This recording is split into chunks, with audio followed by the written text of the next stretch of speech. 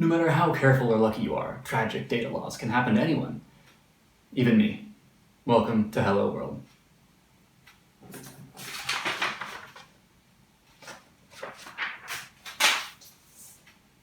In this extra special bonus episode, I'm going to jump ahead from my planned subject matter and talk a bit about physical storage, data loss, and your options for recovering lost files when digital tragedy strikes. We'll cover preventative measures to keep your data safe, archival options to ensure redundancy and retrievability, and we'll talk about how data is actually deleted from your drives, or how it's often not, as the case may be. So, let's start off with a personal story, and the reason I haven't put out any episodes lately. I'm sure you can see where this is going. A few years back, when I was dipping my toes into the San Francisco startup scene, I worked for a company that was getting purchased by a much larger company, and it was divesting itself from all of its hardware. Never one to pass up cheap hardware. For one project or another, I bought some of their old computers, reinstalled the OS, and started using it as normal. A few years later, I'm ready to do the typical CPU, motherboard, memory upgrade, so I take the hard drives out, shove them into the new case, close it up, turn it on. Part of my ritual when I do an upgrade is to fire up whatever game I was playing before to appreciate the performance difference of the new computer, only this time the game wasn't there. In fact, a lot of stuff wasn't there. The entire drive was just gone. That's when panic set in. My mind raced. Okay, what was on there? Basically everything. A rip of every CD I've ever owned. Photos, tax documents, the rolling archives of my other drives, and computers over my entire digital life. Every project and prototype I've ever started, including the game that I worked on for 10 years before releasing. Not to mention my Hello World recordings and the tools I wrote to create overlays and composites for them, and even the completed scripts for episode 2 and 3 and the recordings I'd done for those. All of it. Gone. So what happened? Where did all that data go? First, let's go over how data is stored. The previous episode went over the binary format that data is stored in, so let's instead focus on the physical mechanics of storage. The only thing you need to know about binary right now is that everything on your computer is broken down into an encoded pattern of bits. You can think of a bit as a piece of data that's either 1 or 0. Just like you can make an infinite number of numbers by sticking ones and zeros together, 10, 100, 110, etc., the computer uses ones and zeros to describe all the files on the disk.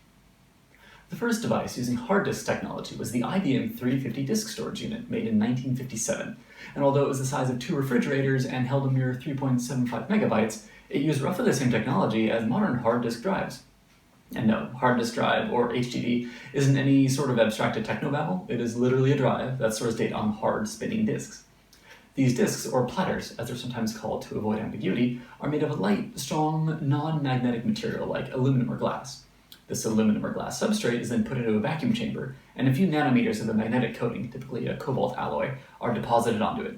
This thin magnetic coating is what stores the information. Small sectors of a platter are either magnetized to north or south polarity, and that's where you get a bit being 0 or 1. The magnetization is handled by the read-write head, an arm that waggles back and forth blindingly fast just above the platter's surface. To allow the arm to reach all spots on the platters are spun a few thousand times per minute.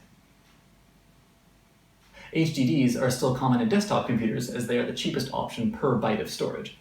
However, the spinning platters and precise tolerances between moving parts mean that they are not suited for environments where they may be jostled or dropped, such as phones or laptops. For these situations, it's more common to use a solid-state drive, or SSD, as they don't fit quite as much data, but they can be smaller, lighter, faster, quieter, and have a much lower power consumption, which means longer battery life for portable devices. The flash drive technology that underpins most SSDs was developed by Toshiba in 1980 and is much more complicated, so we need to go a bit deeper into hardware. Let's go. A flash drive is basically a series of data holding cells. Each cell at present technology levels can hold between 1 and 4 bits and is made out of a type of integrated circuit called a floating gate MOSFET. The FET part of MOSFET is the relevant part. It's an acronym that means Field Effect Transistor, which means that it uses the effect of an electric field passing through it to alter the resistance of another circuit. If the resistance is low, the current flows freely and we consider that bit a 1. If it's high, the current can't flow and we consider that bit a 0. I have to confess, I didn't know that much about how SSDs worked before writing this episode, but I'm glad I did the research because it touches on one of my favorite physics concepts, field effects. I'm fascinated by the idea that 2 circuits can be physically isolated but still electrically connected. Like, people generally know and accept that electricity travels through metal, but the fact that it can induce magnetic fields, which can in turn induce current in a separate circuit, is super cool to me. Like if you have one of those little RFID badges you press against a box to get into your home or workplace, those use field effects as well. The box sends out a signal that vibrates a coil in the badge, inducing enough voltage to wake it up long enough to send a signal back with your ID number to the box. It's pretty amazing, right? Anyway, that's how HDDs and SSDs store data. But how does it know where one file starts and another begins? When you ask to open a file, how does it know where to look? That is described by the file system, an immensely complicated system that I'm going to distill down to its most basic. Essentially, each drive has a special part of it dedicated to storing information about each file. The exact data varies by system, but generally it's things like which sector the file starts on, when it was created, who created it, and that sort of thing. Incidentally, file systems are another barrier to cross-system communication. You can't pull a drive out of a Macintosh and shove it into a Windows computer and expect it to work because the file systems are incompatible. Up until now, we've been speaking about drives as these indivisible singular things, a drive. But although we may have a single physical drive, we can tell the drive to report itself to the file system as one or more logical drives with partitions.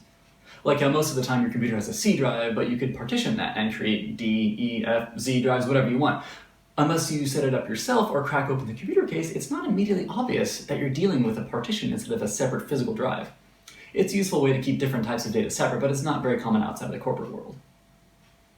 So let's start talking about the sorts of tragedies that can happen to your data. The first type, and most common, is accidental deletion. This can be as simple as selecting the wrong file from a dialog, or as complicated as robocopy going wrong and deleting all the data you intended to copy. Generally, this is easy to recover, and there are even free utilities out there to recover deleted files. What makes this easy is that when you delete a file, it generally doesn't truly delete the file, it just removes it from the file system. It's like when you discover a piece of paper with an old note to yourself on your desk. You probably don't walk over to the trash can and throw it away because that takes too much time. So you just shove it into a drawer and forget about it.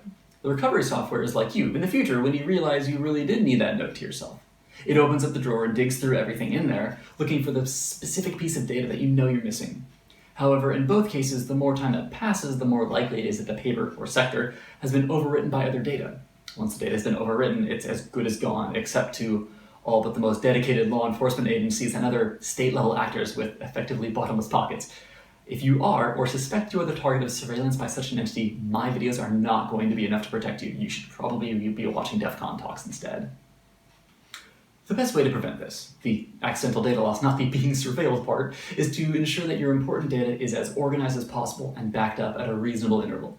Good organization will help you keep track of what's important to ensure that important data is saved and data that is trivially retrievable from somewhere else is not. The frequency of your backups should be directly proportional to the theoretical anguish experienced in the event of partial or total data loss. Cloud storage is quite cheap these days, but always remember that the cloud is just someone else's computer and there's no such thing as a free lunch. Any place offering free storage is getting something from it. Various aspects of your data or access patterns may be scraped in service of some big company's algorithm, or they may be simply engaging in something as nakedly capitalistic as serving you ads. Oh man, can I put an ad after that? That would be hilarious. Next up is physical drive failure. Yes, if you hit it with a hammer or drop a drive while it's running, that's going to cause problems, but that's not the only possibility. If you've got a drive you've been using for several years, you may start to experience bit rot, where sectors start becoming unreliable due to the strain of repeated read-write operations. This can result in small, irregular corruptions in various files, which can be anywhere from humorous, like an office email that you saved over some sectors that used to hold your baklava recipe, and now all of a sudden the email says it was sent from chopped walnuts, all the way to catastrophic, such as any of the sectors holding your master boot record or partition data. Any damage to both of those can cause your drive to be non-bootable, which can make it more difficult to recover data from if you haven't got a second fully operational computer with a spare drive bay. The best way to avoid these problems is, in addition to the data archiving steps above, is to periodically run a disk checker. Your OS probably comes with one if you dig around a bit. If you're using old drives or are a high-usage individual, bad sectors may be inevitable, but disk check programs will flag the bad sectors with the file system to ensure that data isn't put on a known bad sector. If you've got money and you're feeling ambitious, you can employ some sort of drive redundancy, such as a RAID 5 configuration. RAID is an acronym that expands to Redundant Array of Independent Disks, and is a technique whereby one uses a redundant array of independent disks. RAIDs can be configured in a few different ways based on a given set of needs. The configurations are arbitrarily numbered 0 through 6. RAID 5 is one of the more common configurations. It requires you have at least 3 separate disks, but it splits your data up into chunks, or stripes, that it can distribute across all the drives, such that data can be reconstructed if any single drive fails. In theory, it's pretty cool, but without regular backups and proper drive monitoring, a failure of 2 or more disks can be catastrophic. Let's say you have 3 1TB drives with no RAID configuration. And when you create any file, you choose the drive to save it on randomly. In the event of a single drive failure, you'll lose about 33% of your data. 2 failures, 66% of your data. But hey, at least you'll use all the remaining third, right? If you had those drives in a RAID 5, you'd only be able to store a single terabyte. If one drive failed, you'd lose 0% of your data. If 2 drives failed, you'd lose 100% of your data. Not only that, but since the data was spread arbitrarily across 3 drives, conventional recovery software has no idea what to do about that. RAID recovery services are big business and charge bonkers amount of money because they generally deal with companies who, A, have enough money to RAID things in the first place, and B, have data worth safeguarding with redundancy, and C, have just lost it all. Another configuration is RAID 0. RAID 0 lets you take 2 drives and essentially interleave them, resulting in, as far as the OS is concerned, a single drive with double the size of the smallest drive used in the RAID. Since the 2 drives are physically separate, it is possible to get improved access times because the OS is no longer limited by the bandwidth of a single drive. Sounds pretty sweet, right? Why wouldn't everyone do that? Well, let me quote Wikipedia directly here because it is scathing in its terseness. RAID 0 splits data evenly across 2 or more disks without parity information, redundancy, or fault tolerance. Since RAID 0 provides no fault tolerance or redundancy, the failure of one drive will cause the entire array to fail. As a result of having data striped across all disks, the failure will result in total data loss. Yeah, so RAID 0 is the glass cannon of the physical storage world. Keep your distance unless you have the means to regularly back up anything important on them. In corporate environments, RAID configurations are sometimes managed by specialized controllers, but most modern motherboards will allow you to set up some sort of RAID if you're interested. Due to how the system interfaces with the drives at a very low level, the RAID configuration resides partly on the drive and partly in the BIOS of the computer that you set it up on. Which means to say that if you acquired a computer and don't know the provenance of all the hardware, and ended up with a bunch of your data on it after using it for several years, on a RAID 0, without realizing the dangers, and then against all odds, let's say you put those drives into a shiny new computer that doesn't know how the RAID is configured, then you'd be where I am, with the specter of total data loss hanging over you. So yeah, that's my story up until now. My drives are currently in the hands of a local company here that is investigating whether or not there's a way to save anything. On the plus side, I located a fairly recent backup of my projects folder, and since I use my laptop to act as a teleprompter and intermediate storage for these videos, I still had copies of the full scripts of episode 2 and 3, as well as their unedited recordings on there. If all goes well, I'll be seeing you shortly in the next episode of Hello World.